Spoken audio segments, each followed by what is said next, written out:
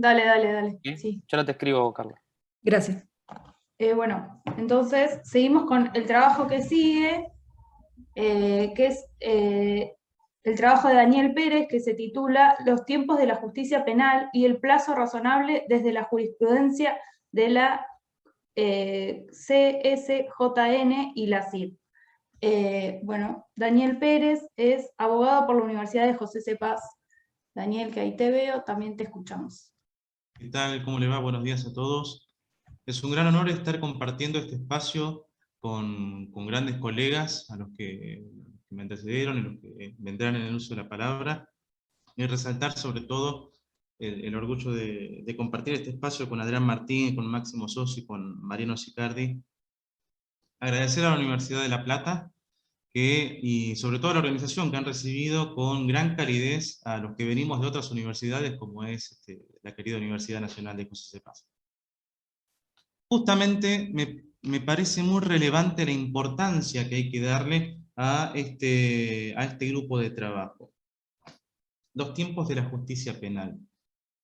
Podríamos estar hablando de cualquier otro tema a modo de tertulia, pero hemos elegido, o se ha elegido un tema que justamente hasta el día de la fecha, y en particular por la investigación que hice hasta el día de la fecha, y en particular en la provincia de Buenos Aires, no tiene una solución bien definida aún.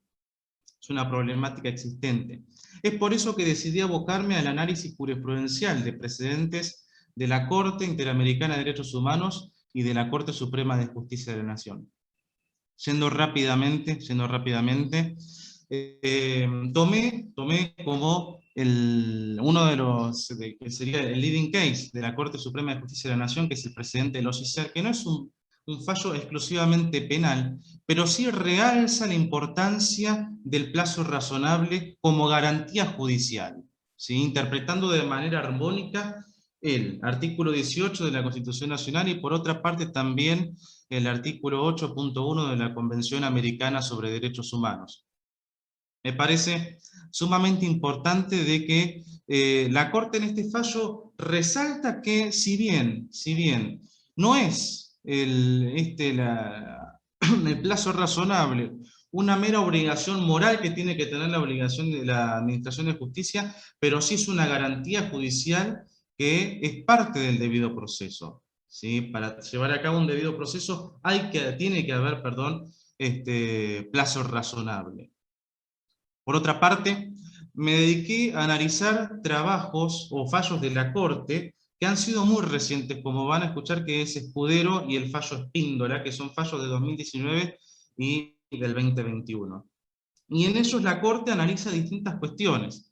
En Escudero, por ejemplo, la simplicidad del delito, ¿sí? Por ejemplo, que los distintos casos que llegan y que se exceden plazo razonable, muchos son delitos muy simples, como por ejemplo el robo agravado por el uso de armas. Particularmente en Escudero es un precedente jurisprudencial que inició por un delito cometido en 1999 y tuvo sentencia en marzo del año 2021. También lo que surge de este precedente es que si bien la Corte dice que para analizar el plazo razonable hay que catalogar entre casos graves o leves o de carácter más simple, aún en los delitos graves tiene que haber el cumplimiento de la garantía de plazo razonable. Por otra parte, también lo que hace es exhortar a la Suprema Corte de la Provincia de Buenos Aires en virtud de esta problemática que hay en el fuero penal, y se remite a los argumentos del fallo Espíndola. El fallo Espíndola es un precedente que data del año 2019, creo que de septiembre del año 2019, que la Corte es mucho más agresiva en sus argumentos. Por ejemplo, en un momento cataloga a esta problemática como un problema serio y recurrente por parte de la Judicatura Penal de la Provincia de Buenos Aires. Y le pide a la Corte, nuevamente, después de muchísimos precedentes, que arbitre los medios para tratar de cercenar esta problemática. Por otra parte, también lo que dice la Corte en este fallo es que el plazo razonable se debe contar, desde la denuncia, desde la IPP, en el caso de la provincia de Buenos Aires, el juicio oral, pero también en la vía recursiva. Sale de este fallo que la vía recursiva muchas veces era mucho más larga que el mismo proceso principal, el mismo juicio principal. Y esto es muy importante y grave, sobre todo, en el ámbito de la justicia penal, que se afecta a la dignidad del hombre. Esta incertidumbre de la que todos sabemos.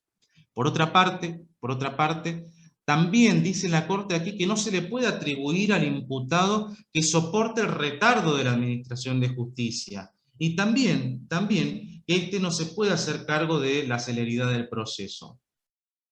Por otra parte, también lo que hace la Corte en estos tres fallos es tomar de la Corte Interamericana algunos puntos de interpretación para catalogar o encasillar el plazo razonable, que son la complejidad del asunto, la actividad procesal del interesado, la conducta de las autoridades judiciales y el análisis global del procedimiento. Y acá, en esto me quiero detener, volviendo un poco a lo que dije anteriormente. Cuando habla de el análisis global, también se está refiriendo al análisis recursivo del procedimiento judicial. También para traer precedentes jurisprudenciales de la Corte Interamericana de Derechos Humanos. Estos criterios salen de los fallos Geni Lacayo contra Nicaragua y López Álvarez contra Honduras. Particularmente hay un fallo que es el fallo Gulacio, ¿sí? El caso Gulacio contra Argentina, donde dice la Corte que el Estado argentino debe garantizar la satisfacción de los derechos de las partes en un plazo razonable. ¿Sí?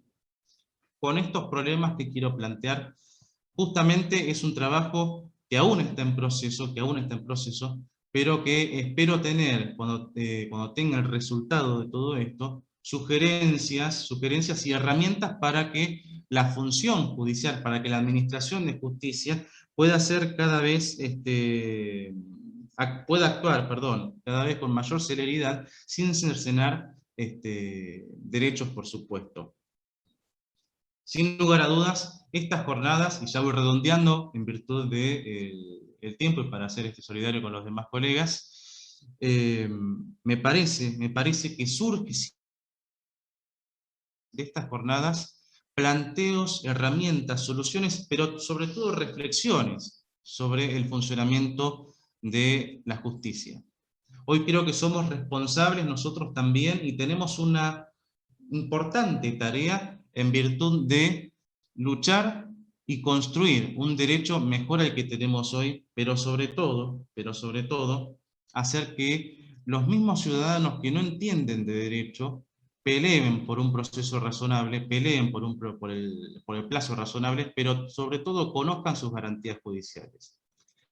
Agradezco muchísimo a los colegas que han escuchado y sobre todo por el tiempo. Muchísimas gracias. Bueno, muchas gracias, Daniel, muy interesante también. Muchas gracias por atenerte al tiempo. Bueno, y seguimos ahora sí con el de Carla, que para recordarles a todos se llamaba La teoría social del tiempo y la prescripción del delito. Ya tiene su PowerPoint, lo vamos poniendo.